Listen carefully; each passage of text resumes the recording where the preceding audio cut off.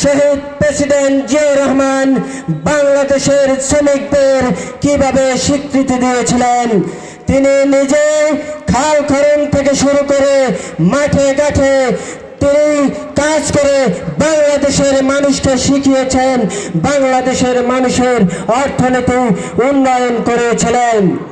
সংগ্রামী বন্ধুগণ, এই জিয়াউর রহমান যদি বাংলাদেশের হাল না ধরত তাহলে বাংলাদেশ আজও হয়তো দুর্ভিক্ষের কাছে পরাজিত হতো। সংগ্রামী বন্ধুগণ, অনেকেই আজকে ধর্ম নিয়ে অপপ্রচার চালাচ্ছে। আমি তাদেরকে বলতে চাই, বাংলাদেশের সংবিধানে শহীদ রাষ্ট্রপতি জিয়াউর রহমান বিসমিল্লাহ সংযুক্ত করে বাংলাদেশকে ইসলামী রাষ্ট্রে পরিণত করে দিয়েছেন। আর এই শহীদ জিয়ার আদর্শের বাংলাদেশে খুনিরা এখনো ঘুরে বেড়াচ্ছে আমাদের আনাচে কানাচে।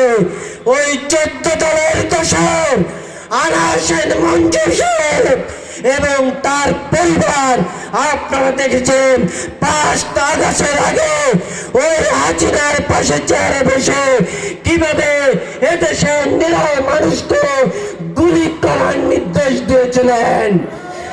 আমরা এই 14 দলের দোসরকে বাংলায় পেটে উচ্ছেদ করে দিতে চাই। প্রিয় বন্ধুগণ, সময় সংক্ষিপ্ত, বক্তব্য শুনে নেতৃবৃন্দ দেবে।